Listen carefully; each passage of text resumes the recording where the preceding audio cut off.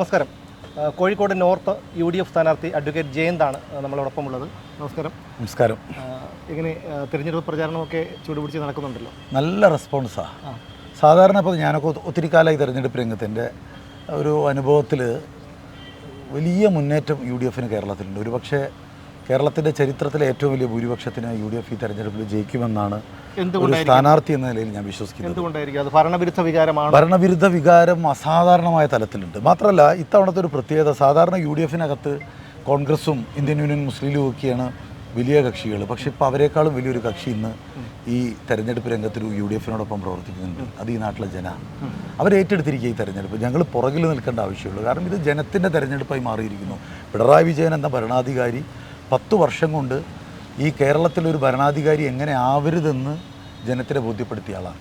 ഇപ്പോൾ ഈ നാട്ടിൽ മുഴുവൻ ഹോൾഡിംഗ് ഉണ്ട്. ഞങ്ങൾക്ക് സന്തോഷമാണ് പിണറായി വിജയൻ്റെ മുഖം നാട്ടുകാർ കാണുന്നത്. കാരണം ഇത് കാണുന്നത് കൊണ്ടാണ് കൂടുതൽ ആളുകൾ മാറ്റി വോട്ട് ചെയ്യാൻ തയ്യാറാവുന്നതെന്നാണ് ഞങ്ങളുടെ അനുഭവത്തിൽ മനസ്സിലാക്കിയത്.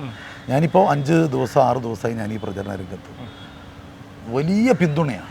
ഒരിക്കലും ആളുകൾ വന്ന് പറയുന്നത് ഞങ്ങൾ ഇന്ന് വരെ കോൺഗ്രസ്സിന് വോട്ട് ചെയ്തില്ലേ, പക്ഷേ ഇത്തവണ നിങ്ങൾക്ക് ചെയ്യും. കാരണം ഒരു മാറ്റം വേണം, ഈ നാട് മാറണം, UDF തിരിച്ചു വരണം.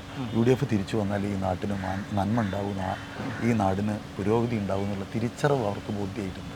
അപ്പോൾ അതിൻ്റെ ഒരു വലിയ അന്തരീക്ഷം ഇന്ന് കേരളത്തിലുണ്ട്. അതുപോലെ തന്നെ ഈ നോർത്ത് മണ്ഡലത്തിനകത്ത് എന്നെ സംബന്ധിച്ചിടത്തോളം ഞാൻ ഈ നഗരത്തിൽ നഴ്സറി മുതൽ പഠിച്ച് വളർന്ന ആളെ 10-12 വർഷം കോളേജിൽ പഠിച്ച് ഒരുമാതിരി എല്ലാവരുമായിട്ടും നല്ല സൗഹൃദം പുലർത്തി ഈ നഗരത്തിൽ ജീവിച്ച ഒരാളാണ്. അപ്പോൾ അതുകൊണ്ട് ഒരു വലിയ കംഫർട്ടബിൾ മാർജിന് ജയിക്കുമെന്നാണ് ഞാൻ വിശ്വസിക്കുന്നത്. നമ്മളിങ്ങനെയൊക്കെ പറയുമ്പോഴും എതിരാളി എന്ന് പറയുമ്പോൾ ഒരു മുൻ മേയറായിരുന്നു. അതോടൊപ്പം തന്നെ അദ്ദേഹം ഒരു അലിഗേഷൻസ് ഇല്ലാത്തൊരു നേതാവാണ്. ഞാൻ ഈ തെരഞ്ഞെടുപ്പിന് മത്സരിക്കുമ്പോൾ ആദ്യമേ തീരുമാനിച്ചത്, ഞാൻ പണ്ടും എതിരാളികളെക്കുറിച്ച് പറയാതിരിക്കുക നല്ലത് എന്നുള്ളതാണ് എൻ്റെ അഭിപ്രായം. കാരണം നമ്മൾ ഉയർത്തുന്നൊരു രാഷ്ട്രീയമുണ്ട്, അത് എതിർ സ്ഥാനാർത്ഥി ഉയർത്തുന്ന രാഷ്ട്രീയത്തിൽ നിന്നും വളരെ വിഭിന്നമാണ്. ഞങ്ങൾ ജനപക്ഷ രാഷ്ട്രീയമാണ് ഞങ്ങൾ ഉയർത്തുന്നത്. ആ ജനപക്ഷ രാഷ്ട്രീയം ഉയർത്തുമ്പോൾ അതിനനുകൂലമായി ജനം നിൽക്കുന്നുണ്ട്. അപ്പോൾ ആ ഭാഗത്തേക്ക് നമ്മൾ കടന്നു പോകുന്നില്ല. പിന്നെ വേറൊന്നുണ്ട്, ഈ കഴിഞ്ഞ 10-20 വർഷക്കാലം ഇവിടെ ഇടതു മുന്നണിയുടെ MLA-മാരാണ് ജയിച്ചു വന്നത്. എന്താണ് ഈ നഗരത്തിന് അവരൊരു മാറ്റം ഉണ്ടാക്കിയെന്ന് ചോദിച്ചാൽ എന്താണ് ഉത്തരം പറയാനുണ്ടാവില്ല. ആളുകൾ MLA തിരഞ്ഞെടുക്കുന്നത് എന്തിനാണ്? നാടിന് പുരോഗതി കൈവരിക്കാൻ, നാടിന് നന്മ വരാൻ. പക്ഷേ ദൗർഭാഗ്യവശാൽ ഇവിടെ അത് ഉണ്ടായിട്ടില്ല. ആ മാറ്റം സ്വാഭാവികമായിട്ടും ഡെലിവറി ചെയ്യാത്തൊരു നേതൃത്വത്തെ വേണമെന്ന് ജനം ചിന്തിക്കില്ലേ? തീർച്ചയായും. പിന്നെ ആ ക്വസ്റ്റ്യൻ അവിടെ വരുന്നില്ല. അതുപോലെ തന്നെ പ്രതിപക്ഷ നേതാവിൻ്റെ പുതിയ ആരോപണം എന്ന് പറഞ്ഞാൽ BJP-യും CPM-ഉം ഒത്തു കളിക്കുകയാണ്. കാരണം BDJS-നും 2020 ഉൾപ്പെടെയുള്ള ഒരു സാധ്യതയുള്ള മണ്ഡലങ്ങളിൽ 2020-ക്കൊക്കെ വീതം വെച്ചു കൊടുത്ത് CPM-നെ സഹായിക്കുന്നു എന്നൊരു ആരോപണമുണ്ട്. അത് ആരോപണമെന്നാണെന്ന് ഞാൻ കരുതുന്നില്ല, അത് യാഥാർത്ഥ്യമാണ്. ഈ ഒരു യാഥാർത്ഥ്യം കേരളത്തിലെ പൊതുസമൂഹം ഉൾക്കൊള്ളുന്നുണ്ട്.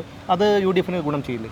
BJP-യും CPM-ഉം ഇന്നാണ് ഒന്നിച്ച് യാത്ര ചെയ്യാൻ തുടങ്ങിയത്. 1977 അന്ന് BJP ജനസംഘമായിരുന്നു.